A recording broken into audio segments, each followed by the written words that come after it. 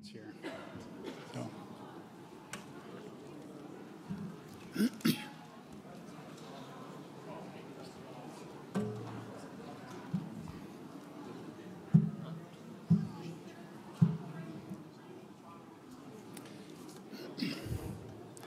All right, let's get started. Good evening. My name is John Burns, Golden Valley's CEO. I am privileged and honored to welcome all of you, those of you who are here with us in person, as well as those who are attending online, to Golden Valley's annual members meeting. It's a tradition that dates back all the way to the founding of Golden Valley in 1946. I'm particularly excited that after 3 years, we are finally able to meet together in person, and I heard that from many of you. It's wonderful to see so many familiar faces, and have had that opportunity to talk with you out there in the foyer as we all made our way through the informational booths. So before we begin this evening's meeting, I ask that you please stand and join me in the Pledge of Allegiance. The flag's here to my right. I pledge allegiance to the flag of the United States of America and to the republic for which it stands, one nation, under God, indivisible, liberty and justice for all.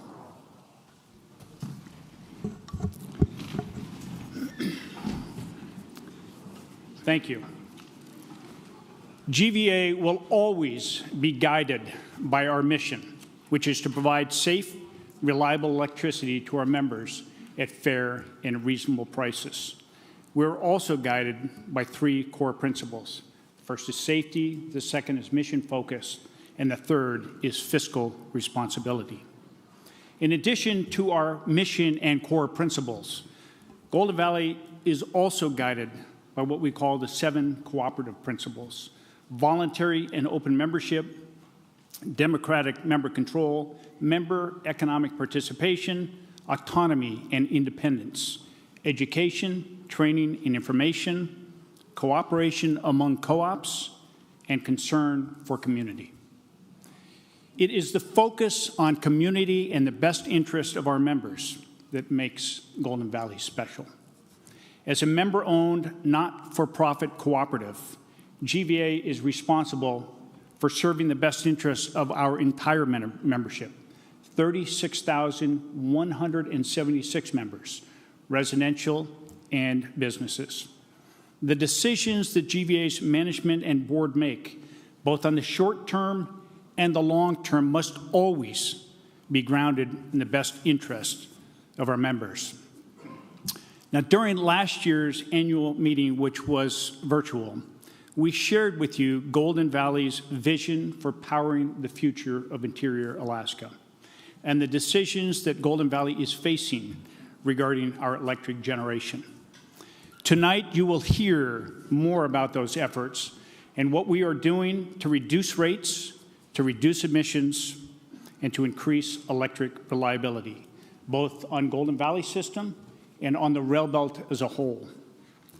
Although the primary focus of tonight's meeting is to share with you information about Golden Valley's operation and fiscal stability, we also want to hear from you, our members. So at the end of tonight's presentations, members are invited to come up to the 2 microphones that are here to make comments. Each member will have 2 minutes. So please be prepared to share your name, the district that you're from, and please adhere to the 2-minute limit so that everyone who would like to make a comment has the opportunity to do so. Members listening online are also invited to submit comments to pr@gva.com.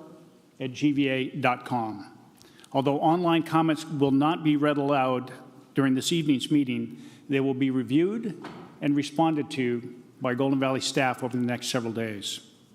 Also, during tonight's meeting, we will, of course, be giving away a few prizes, always a highlight.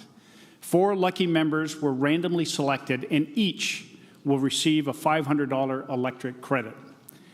Winners will be announced at the end of the meeting, so please stay tuned to find out if you were one of those lucky 4. Now, safety is one of Golden Valley's core principles. It's fundamental to how we operate and our overall success. At Golden Valley, every meeting starts with a safety moment. It's a reminder to our employees and to our members to be safe, both at work and in our personal lives. Tonight, Golden Valley Safety Manager Norm Alden will provide our safety message. Norm, come on up.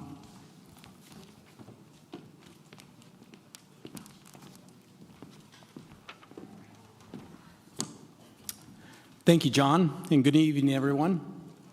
Part of GVEA's safety creed is that no job is so important and no service so urgent that we cannot take the time to perform it safely. GVEA works extremely hard to ensure every employee returns home to their loved ones each and every day. While we strive to work as quickly as possible to limit impacts to you, our members, our work can be dangerous. From repairing electrical lines during a storm, removing trees from the right-of-way, or operating power plants that supply electricity to thousands, it is always, always the priority for our crews to ensure their work is performed safely. Now, you'll hear from a few Golden Valley employees on some of the dangers they face in their jobs and why safety matters to them.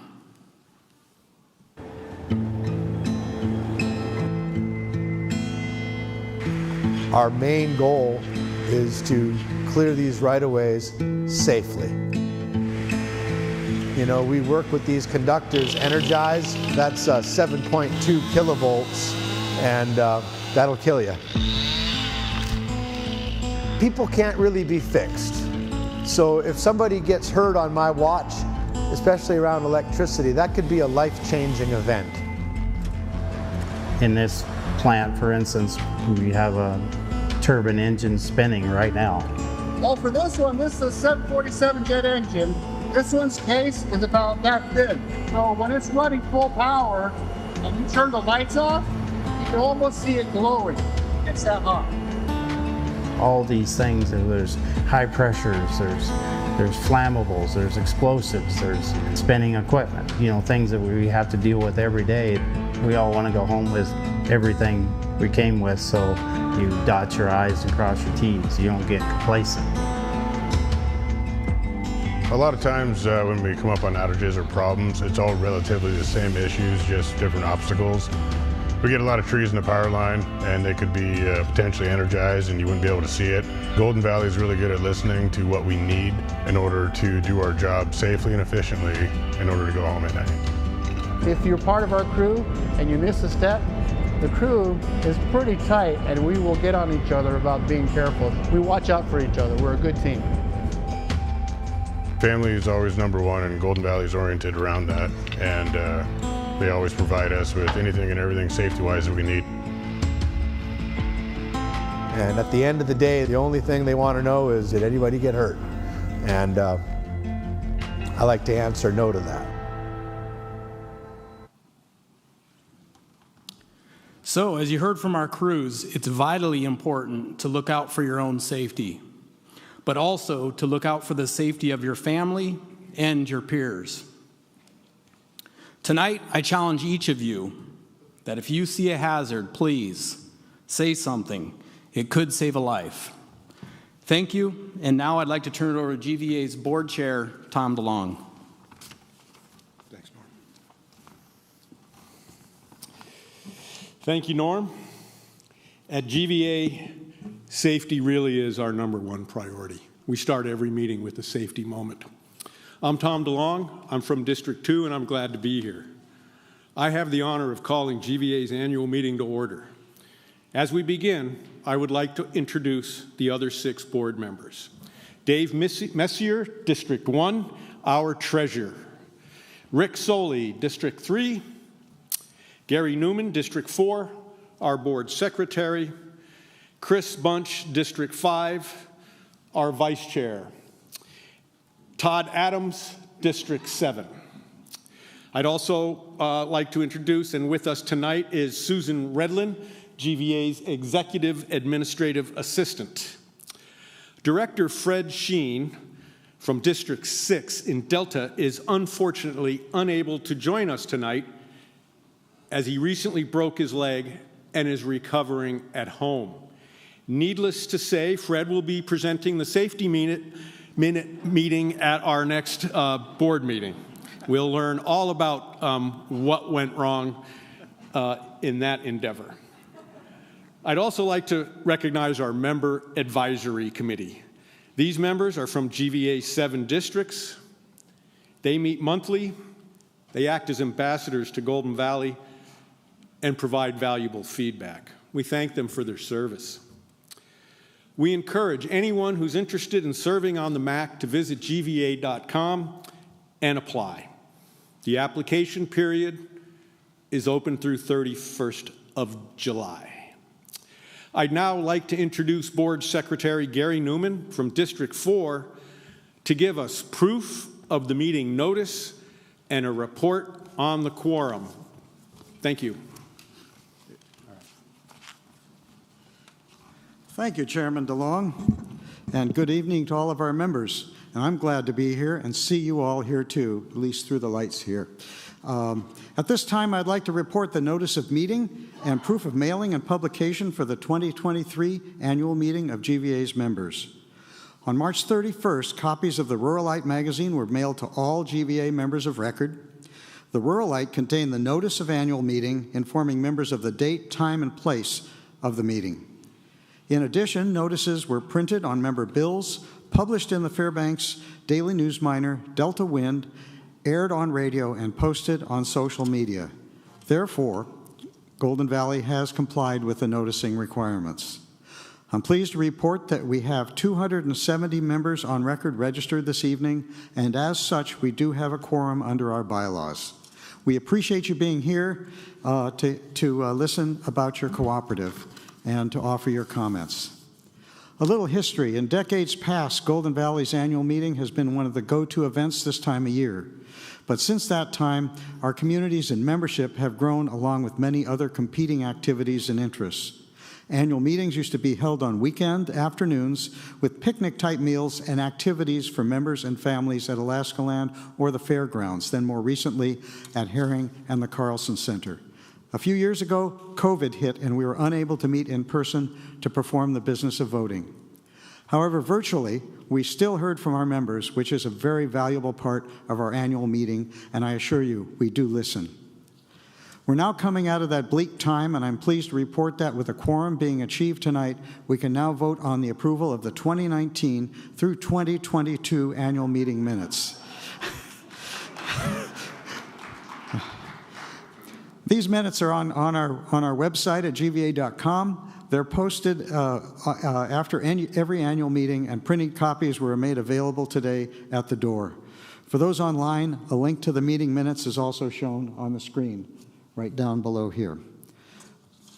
To keep things moving along, since there are 4 years of minutes, I'd ask for a single motion from the floor to approve all the minutes from 2019, 2020, 2021, and 2022. Okay, can you please identify yourself for the record? Kathy Hennigan from District 7. Did you get that? All right, very good. Thank you, Kathy. And I'd like also a second, actually. Second. All right, thank you very much. We don't need your name for that one, I guess. But if you want to give it, I think we'd be okay with it. You're quite welcome, Gary. Thank you for Clark Mel. Okay, Clark Mel, there you go. Thank you, Clark. I see you as kind of a fuzzy thing in the dark there. That's the way it goes. All right, so now I have a motion and a second to approve the minutes from 2019 through 2022. I'd ask for all those in favor of the motion to signify by saying aye. Aye. That was pretty good. Anybody opposed, say nay. I think the ayes have it. The motion carries, and the minutes of the GVEA's annual meeting minutes for 2019 through 2022 are now approved. With that approval, this concludes the new business under items 3 and 4. And now I'll introduce Todd Adams, my pleasure, GVEA's director from District 7, to talk about this year's director elections.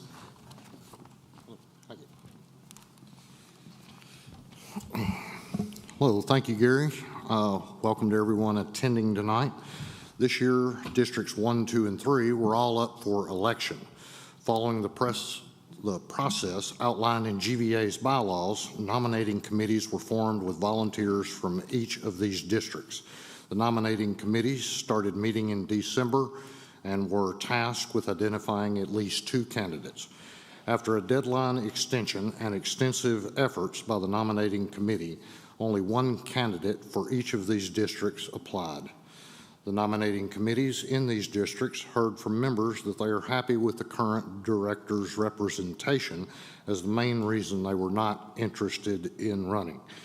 To ensure a fair democratic process, the bylaws also provide that an individual can apply through the petition process. No member, aside from the incumbents, applied through the petition process. GVEA policy provides that for the financial best interest of GVEA and its membership, if the deadlines have passed for nominations by committee and petition, and there is only 1 qualified candidate seeking election, no election will be held provided that the board appoints that candidate pursuant to GVEA's bylaws. Consistent with policy and in the effort to avoid wasting significant member money on an election where only 1 candidate would appear on the ballot, the board voted to reappoint incumbents. David Messer, District 1, Tom DeLong, District 2, and Rick Soley, District 3. Those will be effective June 27th, 2023, the date the election results would have been certified had these 3 incumbents appeared on the ballot. Thanks to our incumbents for their continued willingness to serve. We now welcome Rick Soley, Director for District 3, to talk more about the importance of having a strong board. Thanks, Todd. Todd's our board director from District 7, which is the Nenana-Healy district. I'm honored to have the privilege to serve Interior Alaska as a Golden Valley Electric Association board member. As John Burns mentioned, one of the 7 cooperative principles that guide our co-op is democratic member control.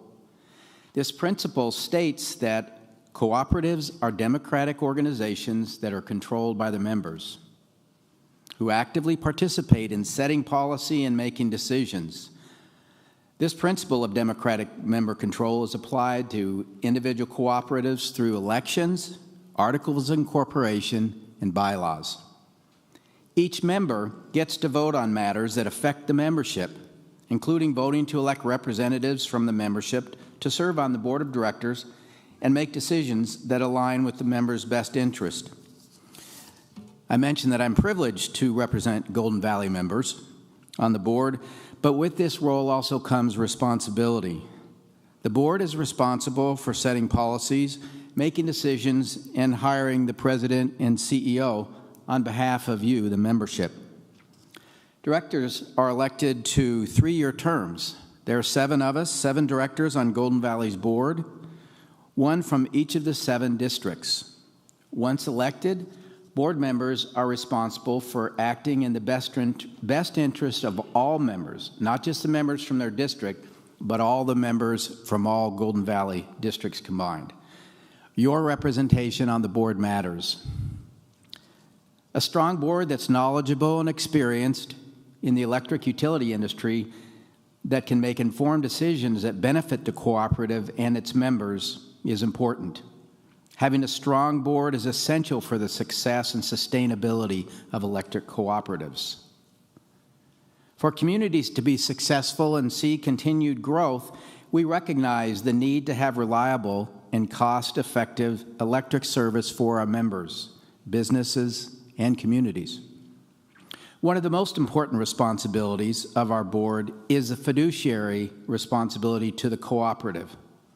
We must ensure that member money is spent prudently and that GVEA continues to invest in assets and has the equipment necessary to reliably provide power to our members. Balancing member rates with needed improvements and investments is a challenging process, but it's also rewarding. As a director, we know that we're striving to build something great for our communities and we trust that it will serve you all for decades to come. The electric industry is going through significant change. New technology, global initiatives, and statewide efforts continue to shape the future of utilities. Therefore, we board members must remain committed to learning in order to make decisions that are in the best interests of Golden Valley and our members. It's important that we have a board that's comprised of people who are capable, dedicated, and who reflect the diverse views of our community. If this sounds like something that you're interested in, consider running for the board. I'd ask you to consider that. Will you please join me, kind of as we move into our next stage of the program, join me as I welcome Dave Messier from District 1, and Dave's going to update you on Golden Valley's finances. Dave? Hey, thanks so much, Rick. Good evening. I'm glad to be here, and I really appreciate all of you making the time. I know I've got a coworker who had asked early in the week if he was going to make it, and he said, yeah, I'll be here.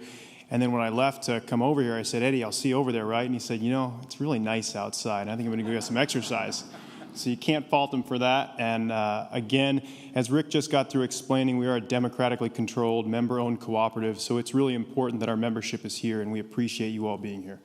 So my name's Dave Messier. In addition to serving as the board rep from District 1, I also have the pleasure of serving as the board treasurer. Please note that Golden Valley's complete financial report is posted at GVEA.com, and I would encourage you all to review it. As a member-owned, not-for-profit cooperative, we are most certainly committed to transparency, and that's the reason that we put that on the website. I'm proud to note that GVEA remains financially healthy. In 2022, GVEA's operating margins were just under $13 million, and non-operating margins just under $5 million, bringing our total margins to just under $18 million for the year. Golden Valley achieved an equity ratio of 36%, which is well within industry standards. And equity is a key indicator of our financial health. The board of directors has a fiscal responsibility to maintain the financial integrity of our cooperative in a way that provides financial stability, reasonable rates, and allows for the return of capital credits to our members. So one of the many advantages of Golden Valley being a cooperative and a true measure of our financial health is that Golden Valley returns capital credits to our members. It takes significant capital investment in power plants and facilities to provide you all, and I know my family, with safe, reliable power. And in part, those funds come from margins assigned to members and loaned to Golden Valley. We repay those loans in the form of capital credits, either by check or as a credit on your bill. Capital credits are paid back over a 25-year life cycle, and they can be a little bit confusing, but put very simply, a for-profit utility earns revenue, and when they earn more revenue than it costs to provide the service, that's their profit. Golden Valley collects revenues in excess of expenses, and we then return that revenue to members in the form of capital credits. In 2022, Golden Valley's board authorized and paid $3.3 million in capital credits to members of record from 1997 and earlier. And over the years, Golden Valley has refunded more than $110 million in capital credits to our membership, a practice we on the board and the entire Golden Valley family are immensely proud of, and one that we look forward to continuing. While Golden Valley is financially healthy, we're also aware of the fact that our rates are high. Golden Valley's board and our management are committed to stabilizing and ultimately reducing costs for our members. And as you'll hear later tonight, cost was one of the main drivers in our 2022 strategic generation plan. Now, in addition to ensuring we're financially healthy, system reliability is also a critical function of our utility. And now we'll turn to Golden Valley's Director of Operations, Nate Minima, to share how Golden Valley focuses on that operational reliability.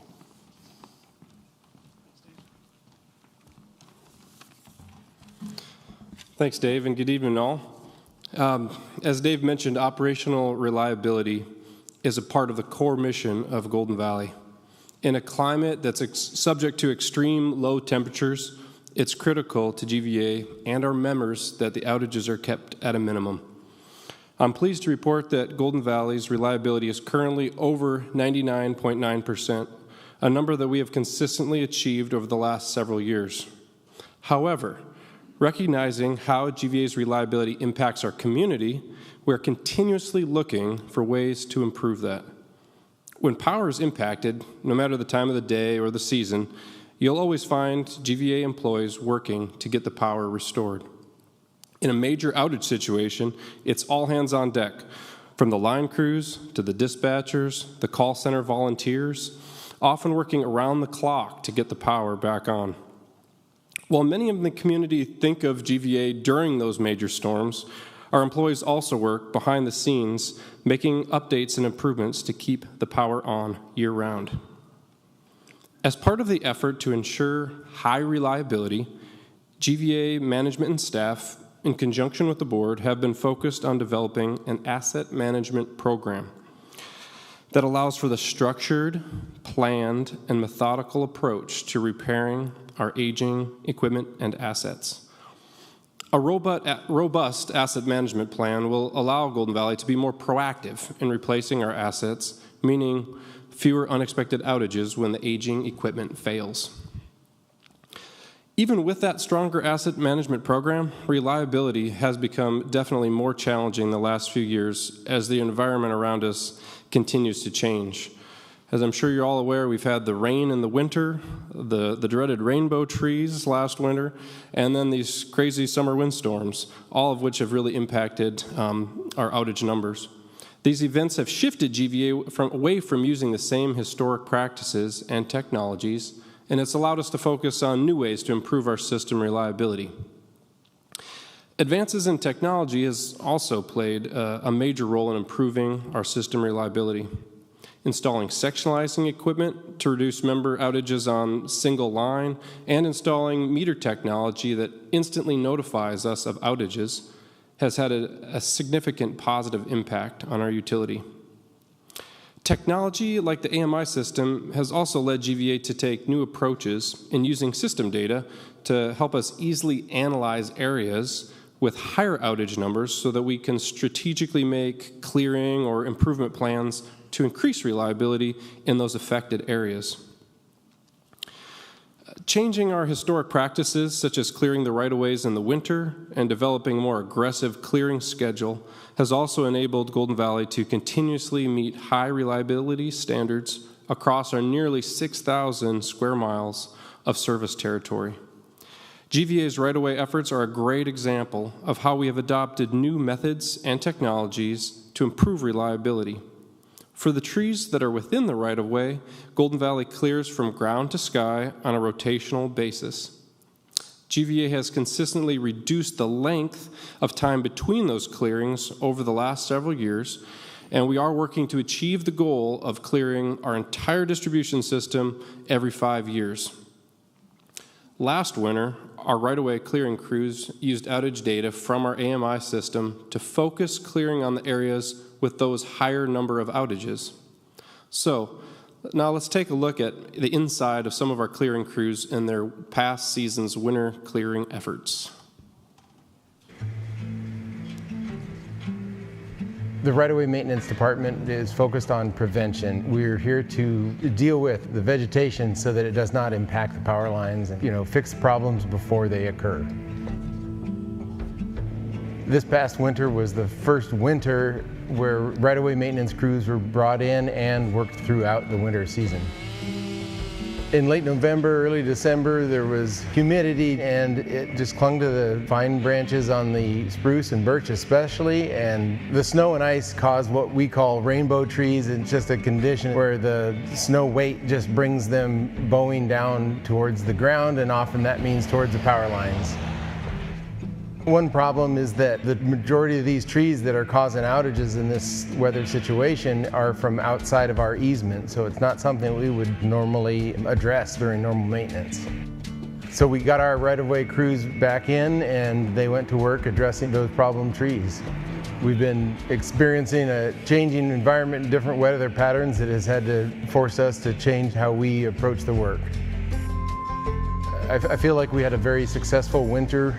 It was definitely worth our while to be working throughout the winter.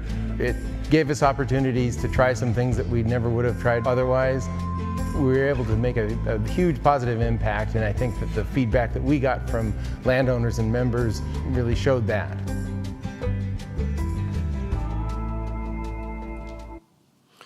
Seeing those videos makes me glad the snow's melting. While there are many actions that GVEA can take to improve reliability, some things are just outside of our control. Trees, for example, are one of the largest sources of outages for our members. Many of the trees that fall into the power lines are well outside of the utility easement. Property owners, such as yourselves, can do their part and assist by finding qualified individuals to remove these trees before an outage occurs. Also, keeping personal belongings out of the right-of-way also lessens the time for the planning and the clearing when we are in your area. One of the biggest requests that we have of members is to ensure that your home has a visible address sign and that your contact information stays up to date. This allows crews to identify your house or reach you in the event of an emergency. Having members take these simple steps makes a huge difference. We encourage each of you to take these actions around your home and on your accounts. Now let's welcome GVEA's President, John Burns, back to the podium.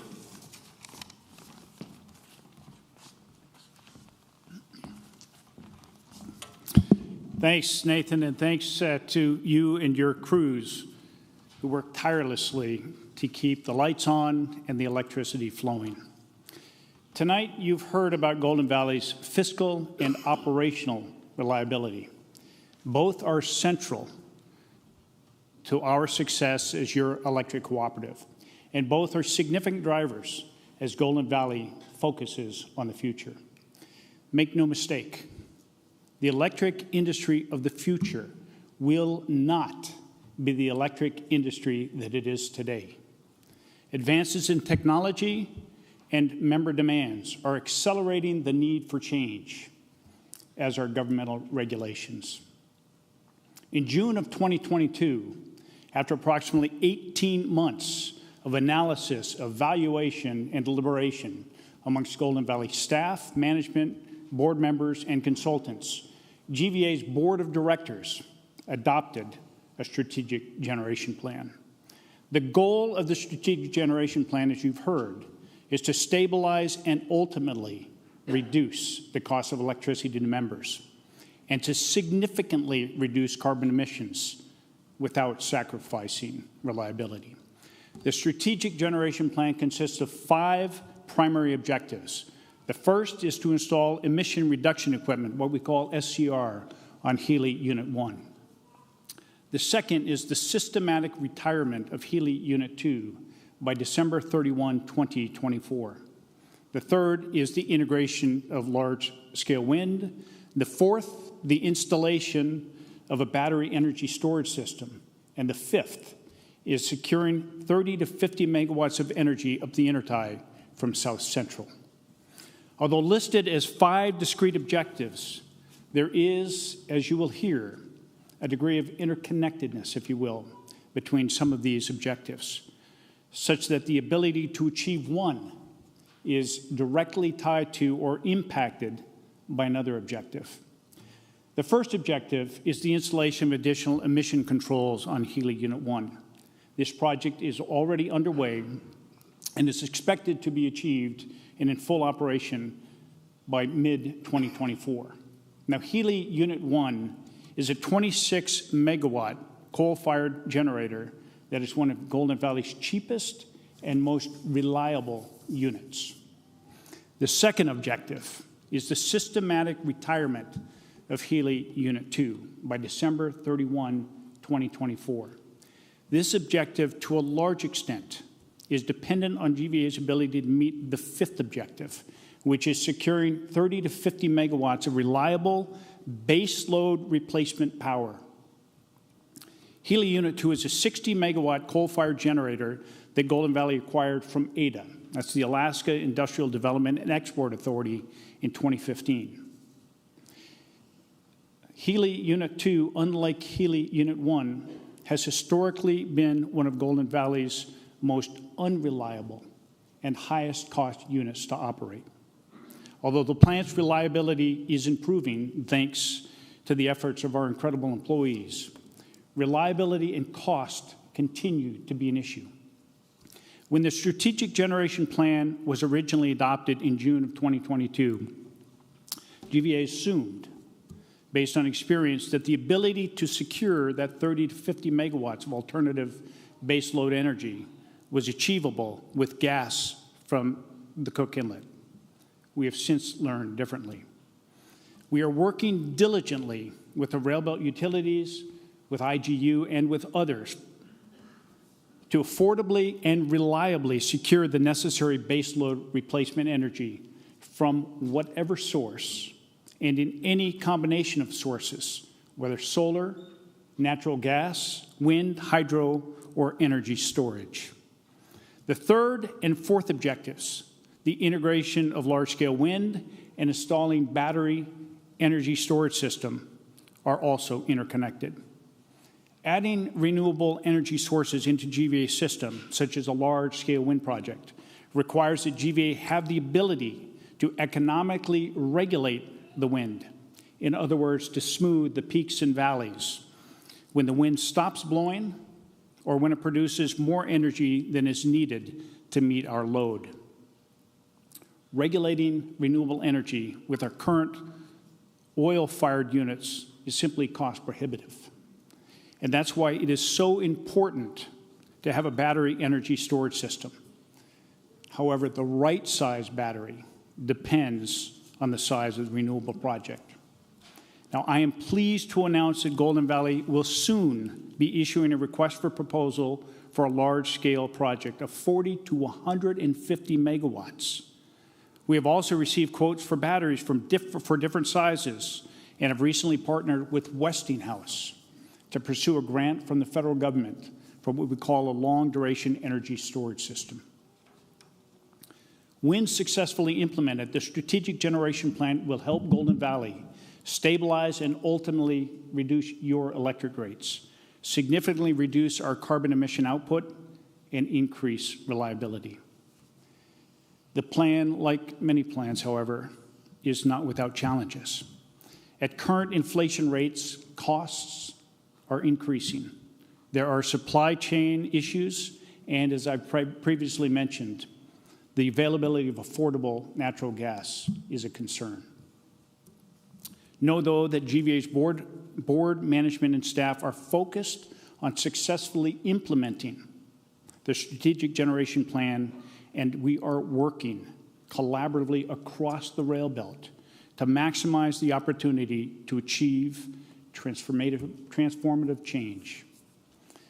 The four major electric utilities that comprise the rail belt are working together to pursue federal funding for a series of transmission and infrastructure projects that will increase grid resilience and reliability as well as capacity, so that the lowest cost electron can be transmitted from wherever it is generated, from whatever source, to wherever it is needed, whenever it is needed.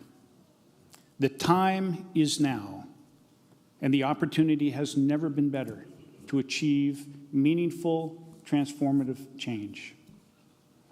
Daniel Heckman, Golden Valley's regulatory manager, explains more about these projects. This is a once-in-a-generation opportunity to significantly transform the rail belt electric system. So what is this opportunity? It's a series of 4 separate but interconnected projects. The first project addresses the southern transmission line from Soldotna to Willow. This is the area where we see the most constraint as far as our ability to bring hydropower from Bradley Lake, which represents one of our lowest cost energy resources. This is the area that we have chosen to prioritize first.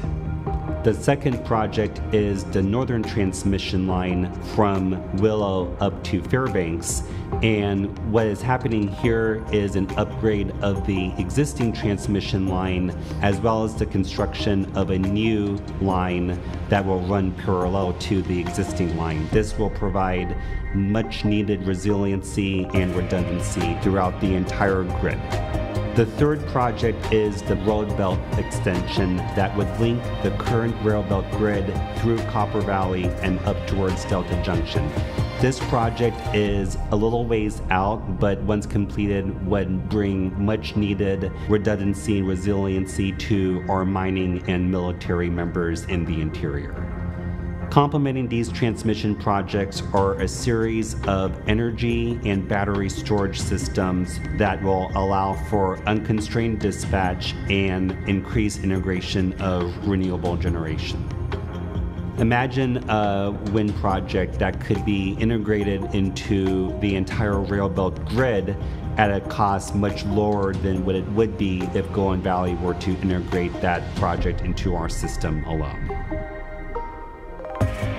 Transmission lines are vital for Golden Valley's ability to deliver energy to our membership. And what we are achieving through this opportunity is the ability to deliver electric energy throughout the rail belt grid to where it's needed the most, regardless of resource and regardless of where that energy comes from. To see the alignment that we have amongst the utilities, it makes me confident that with this group, with this alignment, that we can make this vision a reality for the membership. Not only for us, but for the entire rail belt system. Right. As Daniel's video makes clear, although there are challenges, there are also unprecedented opportunities. And GVEA is committed to maximizing those opportunities for the best interests of you, our members. Concern for our members and the communities we serve is central to Golden Valley. It is one of the 7 cooperative principles that we started this meeting talking about. To share more about how Golden Valley works to meet those concerns, please join me in welcoming Chris Bunch, Golden Valley's District 5 Director. Chris, thanks.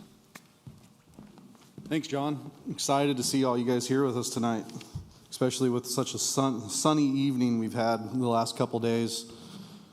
So for the exciting part, with Golden Valley Electric, concern for community and our organization shows GVEA and its employees embody the principle that can be found helping their communities from Cantwell to Delta. As part of our community efforts, GVEA has had a scholarship program in place since 2002. In total, it has provided over $629,000 in scholarship funds to bright minds of the interior of Alaska. These scholarships provide opportunities and assistance to 8 individuals with direct ties to our communities each year. This year, Golden Valley will be awarding $39,000 in scholarships to 8 recipients. This money comes from unclaimed capital credits and has no impact on our members. Now, I'm honored to announce our 2023 scholarship winners. Career and Technical Educational Scholarship for $3,500 is awarded to Lori Ebel, University of Alaska Community and Technical College from District 4. 3 continuing educational scholarships, each worth $3,000, are awarded to Dakota Keller, University of Alaska Fairbanks, District 2, Drennan McGee, Crown College from District 6, and Shana Matson, Emory University from District 4. We also have 3 academic scholarships, each for $3,500. Jane Menard, Monroe from District 2. William Tomio, Idea from District 7. And Maggie Zaverl from Monroe, District 1. And our great job to those kids. It's amazing. Now, we also have an academic scholarship for $16,000, which is awarded to Ayla Walker, Tri-Valley. District 7. Congratulations to these exceptional students. They really make us proud here at Golden Valley. And now I want to show a video of one of our previous scholarship winners and recipients to show what the opportunities mean to them. I've always loved outside. It's just my happy place. I think that's what draws me so much to fisheries. There's so many different aspects to it that I didn't even consider until I started taking classes up at UAF. Like how deep those fisheries connections are and the different people it connects. It's a powerful, powerful job. So every year Golden Valley has the honor of awarding scholarships to 8 local students who reside within the interior service areas. These scholarships are funded through unclaimed capital credits, and so they have no impact at all on our members' rates. These scholarships are available for members of Golden Valley Electric Association and their family.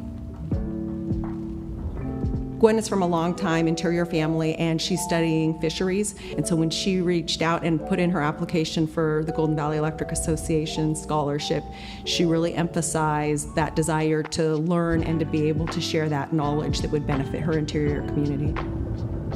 I don't know, like I'm so thankful that I was born here and get to be raised here in Alaska. Like I think of it, all the other places that I could have, grown up, and it's just, it's Alaska. It's like so powerful and like feels never ending almost.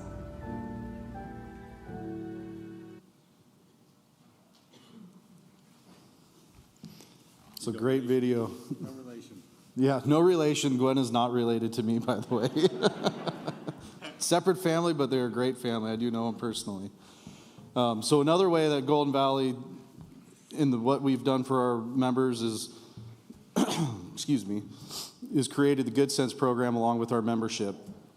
Good Sense is a voluntary roundup program funded through generosity of our members. In 2011, GVEA members approved a roundup program to support interior nonprofits. Good Sense is a straightforward way for members to give back to their community by contributing just a few cents a month on an electric bill. Together, we make a significant impact. The average member who participates in Good Sense program will give $6 per year.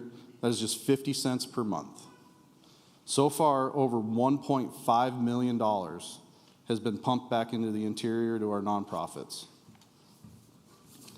I also want to thank our generous members who participate in the Good Sense program. You support this program. You fund the program. And because of all this, our local nonprofits benefit. It's pretty unique right here in Fairbanks to have 30 miles worth of trail system accessible from a few different spots. Going to be 2 girls leading all these physical races. For me, it was always fun to be here in the middle of the city and surrounded by like 50 to 60,000 people, but when you're out here on the trail system, you feel like you're out in the middle of nature.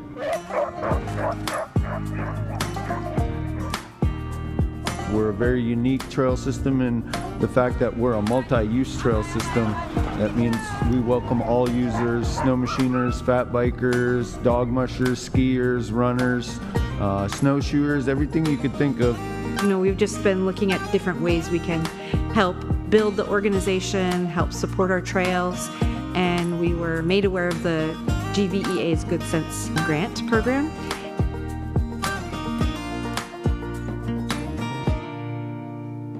The idea with the kiosks is we've got one here at the trailhead located at the Dog Mushers Association off of Farmers Loop. And then we're going to have a few other ones and other access points of the trail. And those kiosks will help with education, trail safety information, trail etiquette. This is some of the great work that rounding up your electric bills go towards. It might be a few cents to you, which around the community it all adds up. Getting put towards something like this kiosk project that will in turn help with the safety to our trail system for many, many years. It's a giant ripple effect.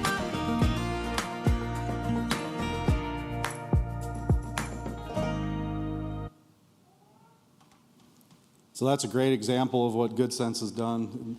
It's an awesome trail system. I don't know if any of you have been in here, have ever used it, but it's a really good time to get your family out, enjoy our outdoors.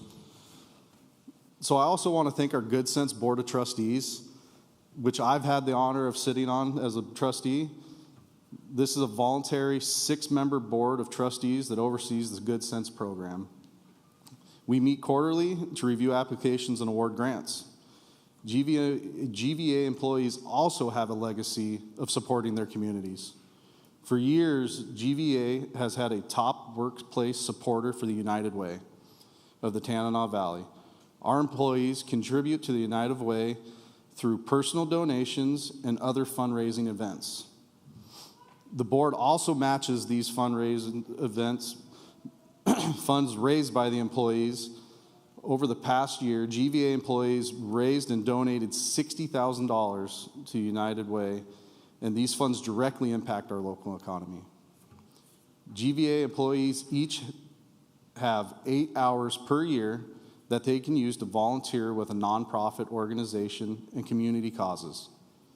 Employees use these hours to clean up trash on local streets, to deliver meals to seniors as part of Meals on Wheels program, boxing meals at the food bank, and providing assistance to other local nonprofits.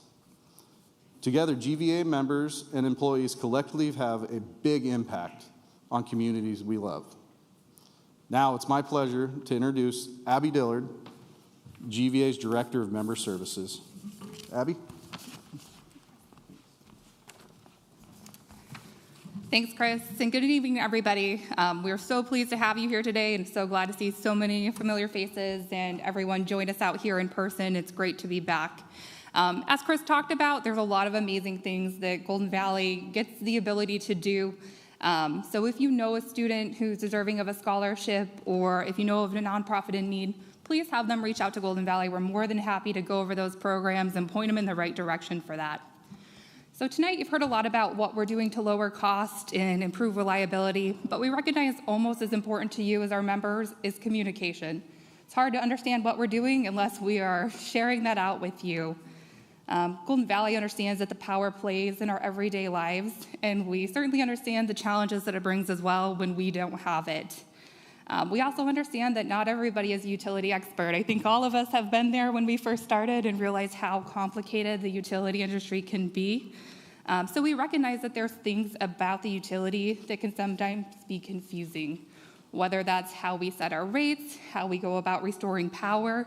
There's a lot of information that you as a member need to know to be able to truly understand and appreciate that the efforts that we are taking are in our overall members' best interest. We know that we owe it to our members as well to provide you with the information, education, and communication needed so that you know what your cooperative is doing, why we're doing it, and how it impacts you. Based on this, the board adopted a strategic directive related to member and community communications. The goal of this program was developing a communication strategy that maximizes engagement with members through education and learning. Golden Valley, we took this to heart. We've worked to really revamp and redesign our communication efforts and educational efforts with our members over the last couple of years. Staff have worked collectively across our co-op and communities to increase these opportunities and to overall try to improve communication with members. Whether it's from localizing content in our rural light to increasing communication on our clearing efforts or revamping our website design, GVEA has and will continue to work to ensure that we provide timely, relevant, transparent, and most importantly, easy to understand information back to our members. Coupled with these efforts, we have also worked hard to incorporate member feedback into our practices. Through engagement across the company, employees constantly share common questions, concerns, or topics received from members back with our communication group.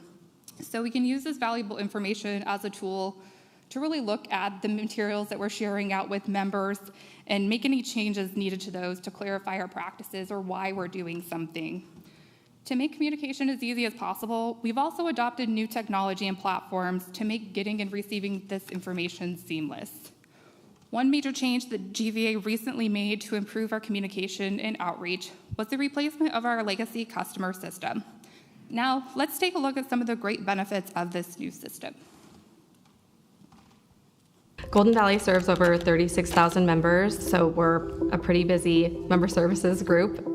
As a member-owned cooperative, we're always focused on improving our services and efficiencies for our members.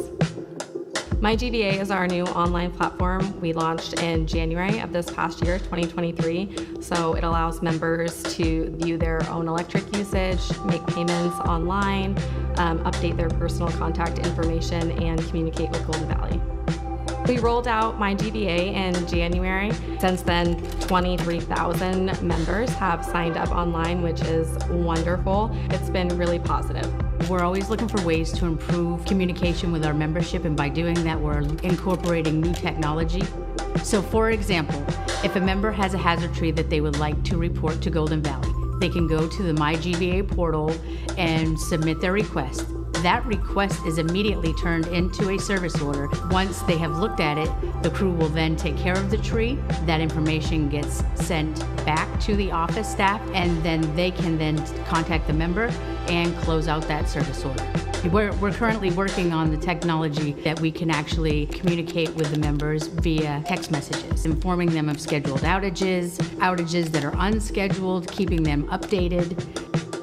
We are a co-op, and so everything that we do is based on the feedback that we receive day to day, month to month, year to year. You know, my hope is that when a member actually utilizes the My GVEA, their experience with it is seamless, not only providing them with excellent customer service, but saving time and money. Real quick, just a huge shout out to our employees as well. It was a big change for us, and it took a lot of hours. And also a big shout out to our members. We appreciate your patience on it. It was a learning curve for all of us, and couldn't have done it without you. So as you've heard tonight, there's a lot going on at Golden Valley. We encourage everyone to stay tuned to all of our different communication platforms for the most up-to-date information on what we'll be working on next. We also hope that you've heard tonight that we're always focused on improvement across all aspects of our operations. You, our members, aid in this process through member comments. And now is the time we'd like to hear from you. Members who would like to share a comment, please come up to one of the two microphones, which we're going to set out right now, up here on the right and left sides of the podium. We will have Meadow Bailey, who will come right over here on this side, and Grace Wilson down here in the front. Helping from Golden Valley to assist on these.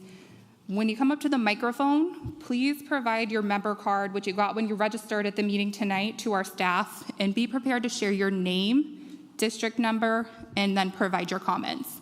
Each member is going to have 2 minutes to share their comments, and this will help make sure that everybody has the opportunity to speak if you want to tonight. There's also a stoplight on the stage. You'll see it right over there, kind of behind Grace. Works just kind of like a stoplight out in town. So green is when your comment time has started. You'll see a yellow light once you're getting close to the end of your comment time. That's a warning for 30 seconds left. And then the red light will indicate that your time has run out. The microphone will cut off after 2 minutes just to make sure we can move on to the next commenter. So just please make sure you pay attention to those timers so that we have an opportunity to hear your full comment as well. For those of you online, or if anybody here also wants to email a comment to us, you can also submit those to pr@gva.com. That's up on the screen as well. The online comments, they won't be read during the meeting tonight, but as John mentioned earlier, that is something that all the directors and staff will also look at those comments and respond as well. And similar to our board meetings, this is a time for the members to share their feedback with GVEA. So if there's specific questions provided during your comments that will require a response, we will reach out and to respond to those members following the meeting. After the meeting, all comments received will be summarized and added to the meeting minutes. So we've got a couple people up here, so we are going to go ahead and kick it over to Grace to start off. And go ahead, Grace. I'm Terry Chapin from District 1, and I'm really impressed with the reports that you folks gave tonight. It shows that you folks are making tough decisions and doing it in a really careful way. I appreciate that. As a GVEA member owner, I'm proud of GVEA as a utility that's taking steps to reduce Fairbanks' impact on climate warming through electrification. However, this argument makes sense only if GVEA accelerates its move away from coal to renewable energy as its major source of electricity. Therefore, I thank GVEA for its progress to date and encourage you to move as quickly as possible to expand your sources of renewable energy, especially those that are effective in winter when GVEA currently relies mostly on coal to produce electricity. Now seems like the perfect time to make this push for energy transformation. First, GVEA needs this renewable energy, especially if it follows through on its intention to shut down Healy 2 coal-fired power plant next year. Second of all, the Federal Inflation Reduction Act specifically targets rural electrical cooperatives like GVEA by providing funding to shift toward renewables. So, as Don DeLong said, now's the time when it'll be easiest and most important to make this energy transformation happen. So I'm looking forward to having you folks do that. Thank you.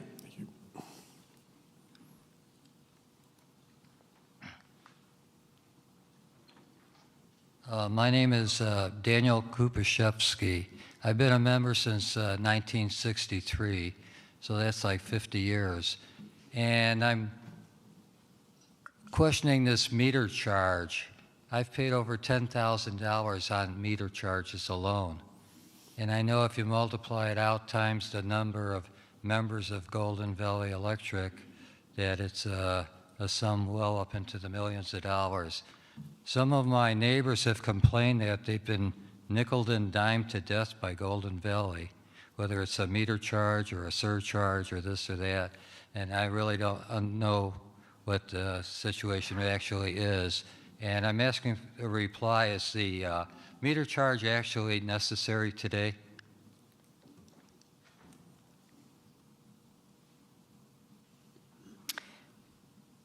Thank you. Diane Preston, I'm District 2. And I want to extend a heartfelt thanks to the members, the board members, because I know this is a difficult situation. I know you've all thought carefully about it, and it's been a long time coming, but it's here. So I really, really appreciate the energy you've put into looking at more renewables. I hope that you will consider all the different kinds of renewables. I understand that hydro, and some of it may require you're asking for other places to be thinking about it as well.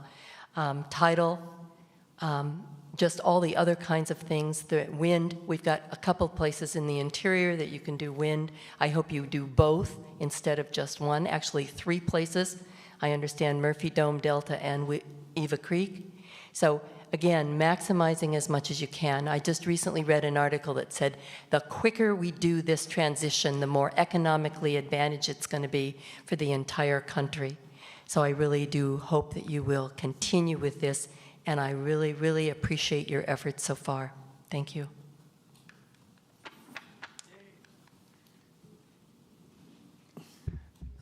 Sean McGuire, District 2. I know a couple of the board members, and so I know how hard you guys have been working to move away from coal. I know it's not easy here in the interior, so I want to really thank you.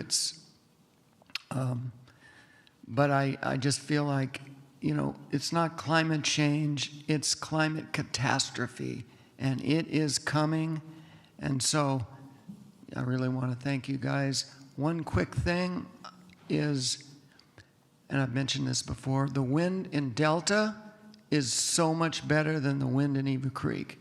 It's consistent, it blows in the winter, it doesn't change as that much. So yeah, take a hard look at that. Thank you. My name is David Watts. I'm from District 1. I essentially would like to reiterate the comments that were so eloquently put by some of my predecessors, like fellow member Terry Chapin, that I would like to thank you for essentially the brave decision-making in our shift towards renewables, and essentially that I would like to advocate that we continue to accelerate those brave decisions that are so vital to make a good and proper transition that really keeps the interior as healthy as can be. So thank you. Let's keep going. Yay. Excellent. Yes, ma'am. Thank you. Hello, my name is Webb Phillips, and I'm the, thank you. Hello, my name is Webb Phillips. I'm the crossing guard over at 10th and Barnett, and I thoroughly enjoy when I see you guys cross in front of me, because nobody's run me down in 18 years. But the thing that I'm here to question is I thoroughly enjoy coming to our meetings, and one thing that I was wondering about was actually our Chena Hot Springs, and I believe they have 5K right now that they're producing. And I was told a while back that it was because they didn't have a power line connecting to them, that they could actually donate the 5K to Fairbanks. And it being in that circumstance, it would actually lower our power rate, our power costs by 5K, as an example. And he actually even produces hydrogen with it as an example as well. He does a number of things like this, and I love going to his meetings every year so you can find out what they are doing with producing power. Now, I could be incorrect on this, but I was wondering, why can't we actually connect up to Chena Hot Springs to receive that power that he is creating from just simply Chena Hot Springs Hot Springs? Thank you. Hi all, Tristan Glova from District 1. Thank you all for this great meeting. As a young member owner, really grateful for the chance to be here and to comment. I have to say it's really powerful that we are a member-owned cooperative and that y'all are willing to communicate with us and listen to us as members as well. Energy issues have such a big economic and environmental impact. So it's like the fact that you make it accessible for all of us to listen, these presentations really, really great. But yeah, I was motivated to come definitely because of the strategic generation plan, hearing about that. I want to express a lot of gratitude for the steps y'all are taking. It is really cool to see us moving in an innovative direction up here. We're totally isolated and far away from the energy infrastructure of the lower 48. So knowing that we're on the cutting edge and innovating is pretty exciting, honestly. I talked to a lot of young people in this community, including a lot of people who rent and can't actually be here and comment because they're not member owners as renters. So I wanted to bring a little bit of that perspective. What I hear from young people in this town is that there's a whole generation of community members who will be member owners too, but they're just as deeply concerned about climate action as they are about the cost of power. I think the choices you all made in terms of shifting away from Healy 2 towards a mix of wind, battery, and power from South Central is a really admirable step towards progress on both those factors. I do just want to say it's the time to move faster, though, and further. With the federal funds, there's opportunity to finance an even faster transition. More clean energy jobs, more innovation, more renewables. We need to up the carbon reduction goal, invest in more renewables, and do more collaboration with the rail belt. It's all needed, but yeah, it's a huge challenge, but I trust GVEA's staff, and I think we can do it. So thank you so much. Thank you. Hi, I'm Kristen Swearingen, District 1, and I just got signed a contract with RES to put solar panels on my home. So I'm really in a privileged position. I've been saving up for years to do this. I'm a homeowner, but there are so many people who rent or are lower income who can't afford to act as quickly as I can and who can't be here because they're not homeowners.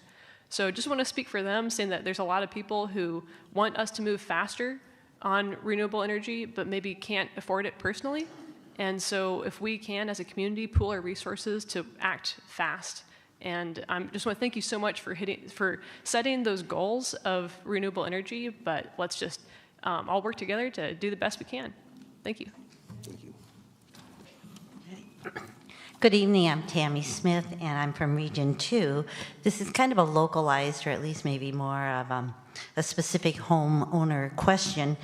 And I was really interested and appreciate the comments on the asset management program and your sectionalizing equipment and talking about specific lines.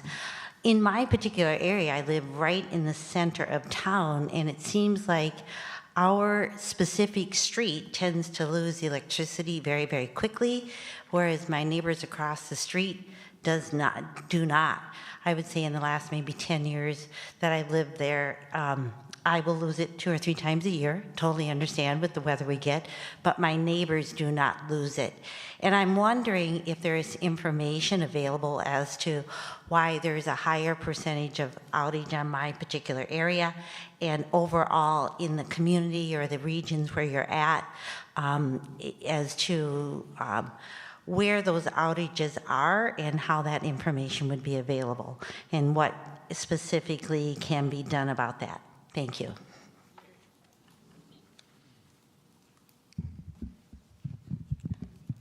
Hi, I'm Allison Brooking. I'm from District 1. I just wanted to say that as a pretty young member owner, this meeting was really reassuring to me. This is the first one I've been able to attend since I became a member owner during COVID. Yeah, it's been really cool to be here tonight. But I also wanted to echo the support for renewables, moving to 100% renewable, ideally, very soon. And I wanted to bring up a concern about moving to natural gas, because natural gas is not a renewable, it's not a safe or clean energy source, and it's a baby step to take in a time when we really need to be moving in leaps and bounds. As a young person, I'm very terrified about where our environment is heading, and you mentioned during your presentations that changes in our environment are making it harder and more dangerous to do a lot of the jobs that GVEA does. And I think, and to support your safety goals, renewables will play a role and will be really our only option moving forward. Thank you. Hi, I'm Kinsley, District 3. It's fitting that you all talked about the cooperative principles because that is what I would like to comment on tonight, particularly accountability and goals.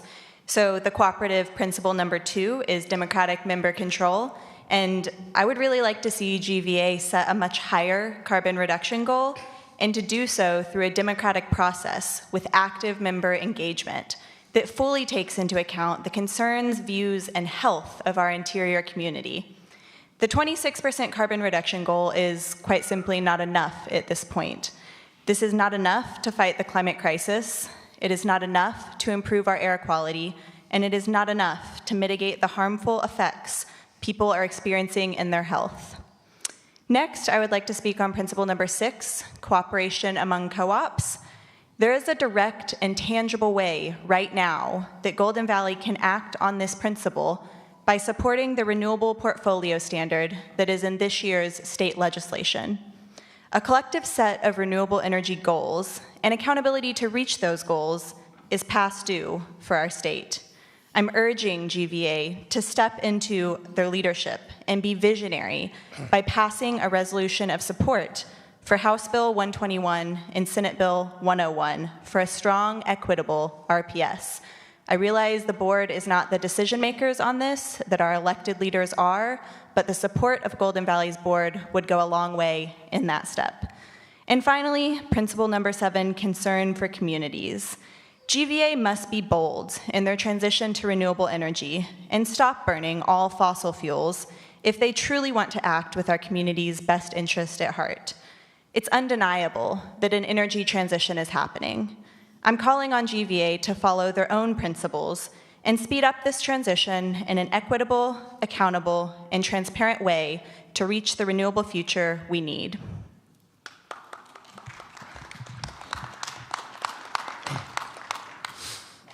Hi, guys.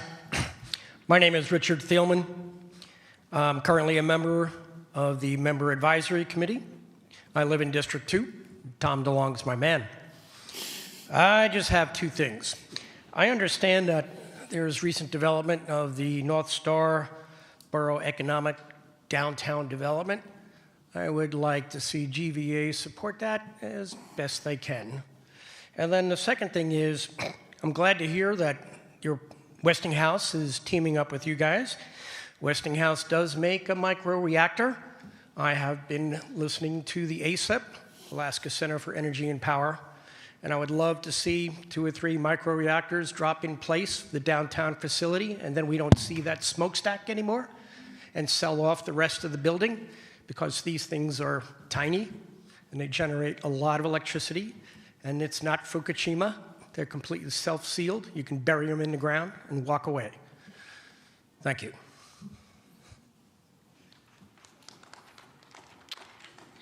Good evening. My name is Ariane Glover. I'm with District 5. I've been a member, part of your SNAP and SNAP Plus program since 2019. I really appreciate that program.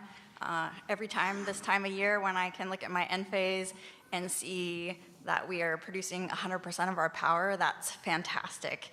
And maybe you don't appreciate it, but when my bill drops to 0, I get pretty excited about that. I also appreciate the checks I'm getting in the mail this time of year going to credit for my bill. So I think that's fantastic that you're doing that for your members, and I do appreciate that.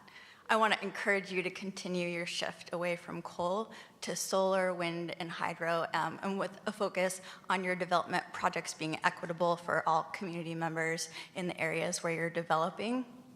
I also, with the IRA and the BIL laws, there are things homeowners can do. So I'm already looking at ways that I can shift away from my natural gas stove and move to an induction. I'm looking at opportunities where when I upgrade my vehicle, I can get an EV. So I'd love to see power charging stations for electric vehicles here in Fairbanks area, so I have a place to charge my vehicle as well. So anything you can do to support those projects would be greatly appreciated. And just increasing your carbon reduction goal is great, but I'm more interested in seeing action toward that progress of your goal. So again, thank you so much for what you've done, the information you've shared, and I hope that you as a business will continue to move toward renewables as myself, as I am as an individual, because that's important to me, and I know it's important to many community members here. Thank you.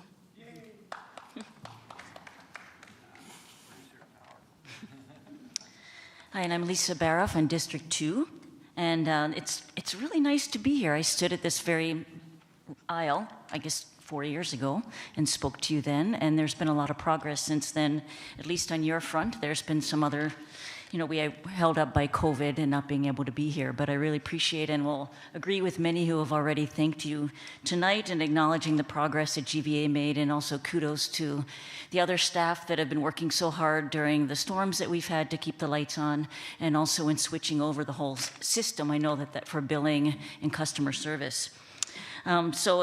And I want to again acknowledge all that you have done, from the 0.5 megawatt solar farm that, if you look at the minutes that we just approved, was at that time in 2019 the largest in the state. It no longer is. And also the pledge to reduce carbon emissions by 26%. And I know that a lot's been going on and much more is in the works, and some forthcoming that will continue to advance the progress that GVEA has been making towards carbon reduction and increased renewables. And also, and this is an important thing I don't think others have spoken to tonight, but building equity by helping those of lower and middle income members to participate in this process, and that includes things like solar and energy efficiency, and that's through the on-bill financing program. And with the switch over to the system for billing and customer service, I understand that that's what held up the on-bill financing program, and hopefully that'll be moving forward soon as a pilot program, and I'm super excited that GVEA agreed to do that and to use in-house money to set that up as a pilot program and looking towards the future of using USDA monies. I also look forward to learning more about the community solar that's in progress. That again will help member owners who are of lower and middle income, and even some renters. So thank you. Thank you. So my name is Kathy Walling, District 2, and I'm glad to be here and appreciating the collective efforts you've brought forward. Today I actually had the good fortune of attending the UAF's Climate Scholars class, where they were having their project was to be sharing their visions for 2043.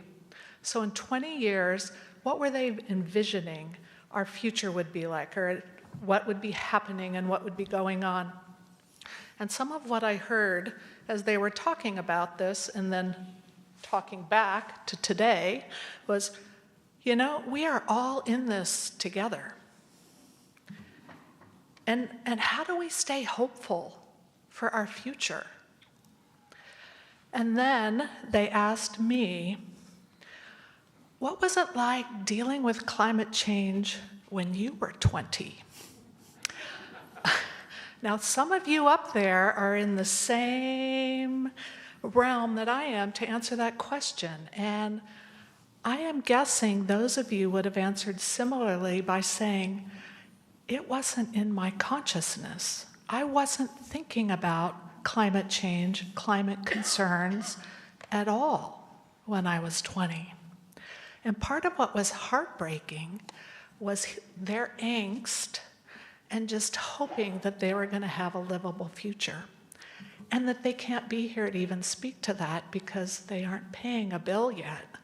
So 18 to 22-year-olds really holding that angst and concern. So as we keep thinking and needing to move forward as fast as we can, it's our present generations and our future generations that hopefully will be doing a huge thank you to GVEA in 20 years for the steps we're taking today. Thank you.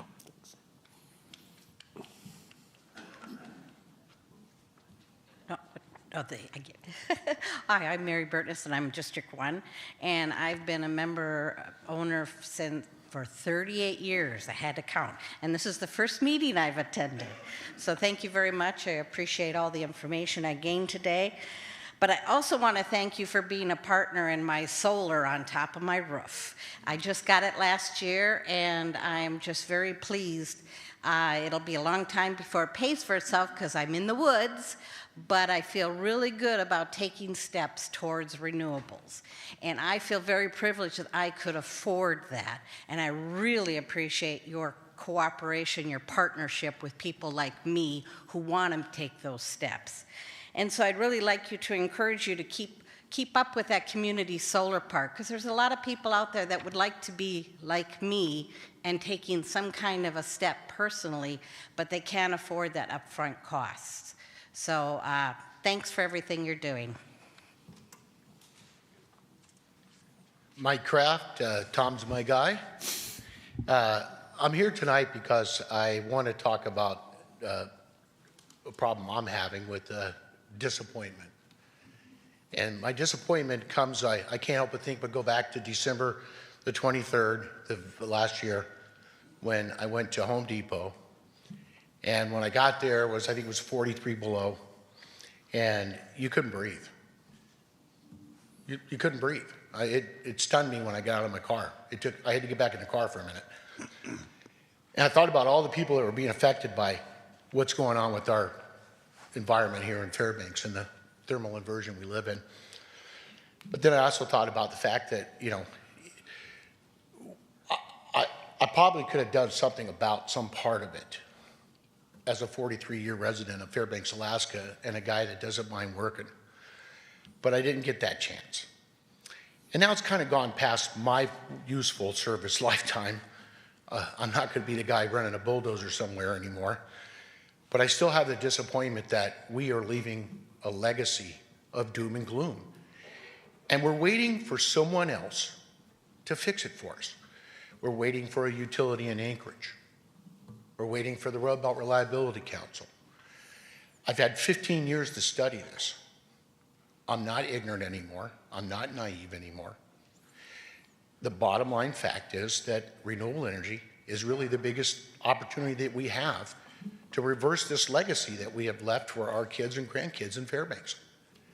And the idea of waiting for another utility or another power line or another situation to give us some leg up or advantage on moving forward, that's not how we do it in Alaska. We make sure we've got dry firewood out back to back up the pile of dry firewood that's on the porch, to back up the pile that's in next to the wood stove. We do that ourselves, and we do it in advance. Thank you.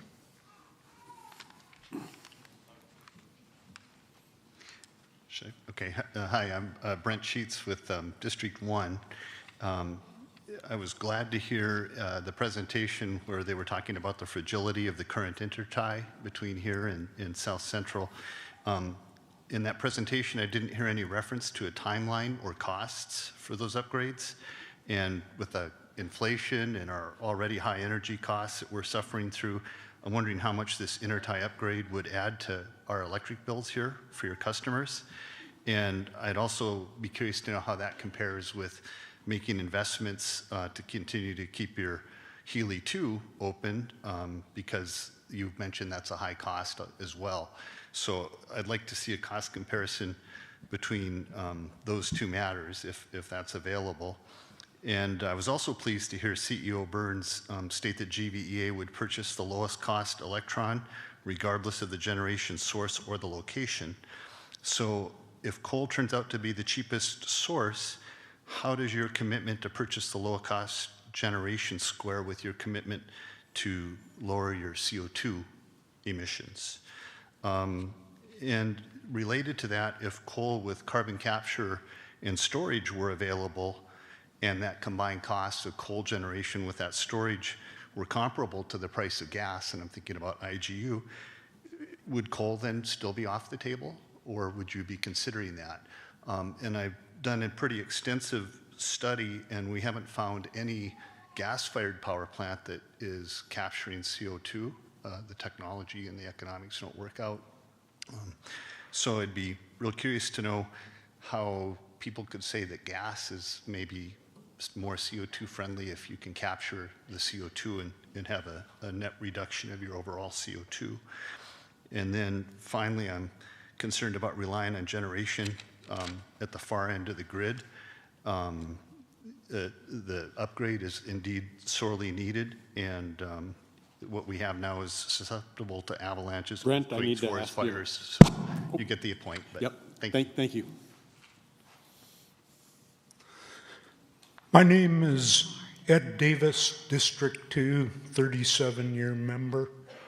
And over the years, I've had a lot of disagreements with Golden Valley, and for a while I had a website called savegvea.com. I've let it kind of languish because I think I'm seeing us moving in a very good direction. You can still see that website if you go to web archiving outfits. However, you won't find it active today. So in the presentation today, one thing I'm concerned about is the hurdle that was mentioned to shutting down Healy 2. And I think I might have seen something about it, and maybe it's a pinch point in the current power grid to buy power from further south. And without that, maybe Healy 2 would go longer. So my comment that I've made earlier, and I think I got it onto my old website, is the uranium content of coal. You know, if safety is Golden Valley's #1 priority, and you start burning a lot of coal for a lot longer, why don't you do a study, quantify the uranium being put into the air, and balance that into the equation? That's all I got. Thanks. I'm Astrid Larson from District 4. I just have a couple of small things. If you go over to the little GVEA office over there on Illinois Street, since the changeover has happened, I think it was the billing changeover, and you need to get a receipt because you're paying for multiple accounts or something, the addresses are no longer printed on the receipts, which when you're trying to keep a track of multiple things is really irritating. And then the other thing that I want to comment on is that I have a daughter who is a senior in high school, and she attends Mount Edgecombe, which is the public boarding school down in Sitka. Because of the school that she goes to, she's not allowed to apply for any of the GVEA scholarships. There are lots of boarding schools in Alaska. I mean, at least several. You know, there's one in Inanna, there's one in Galena, there's Mount Edgecombe. And kids who are from the Fairbanks area, like, they attend those schools as well. And so I think that you guys should open that up to kids whose families live in the interior.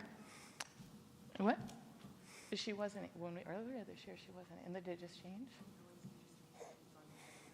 No, they wouldn't let her, like I called. Yeah, that's fine. Okay. Yeah. Those are my comments. All right, thank you. Thank you. Jim Osland, and I'm from District 5. There's probably 100,000 people in the area here in Central Alaska, maybe more. I use the figure 200,000 for my example I'm going to give, but there's 200,000 people here, and there's 8 million people in the world. That means that we're 0.0025% of the world's population. We're not going to solve global warming by anything we do. It's just not going to happen. We can't make it better, we can't make it worse. One thing we can make better is we can influence the quality of life of the people who live here. We've got an air quality problem in this town that's terrible sometimes when there's an inversion. And why do we have that? Because people can't afford fuel oil, they can't afford natural gas, they can't afford propane, they can't afford electric heat. So they fire up the wood stove to keep from freezing. It's simple. So what I'm suggesting to you is, if you're going to use renewables to save money, that's a good idea. If you're going to use renewables to save the planet, not going to happen. I would ask you to focus on base load power generation. I'm interested in nuclear. These small nuclear power plants are great. And thank you very much.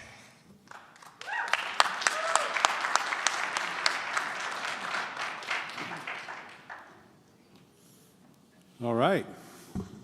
It's really great to have so many member comments. I think we're going once. We're going twice. Member comments are completed.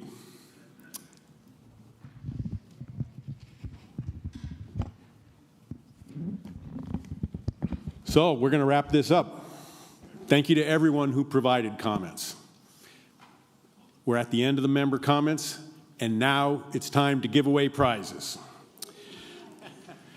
Before we announce the lucky winners, after tonight's meeting, please complete the short survey and let us know your thoughts about this year's annual meeting. All members who complete the survey will be entered into a drawing for 5,000 Alaska Airlines miles. Tonight, 4 randomly selected but incredibly lucky members will receive credits on their electric bills. We are awarding 4 $500 credits. And the winners are, as you can see on the screen, Jay Douglas and Leanne Gillum from District 2. Francis Sims, District 4. Brett Rottermund and Danny Shepard, District 1. And Michael McCowan, District 6. Congratulations to our winners.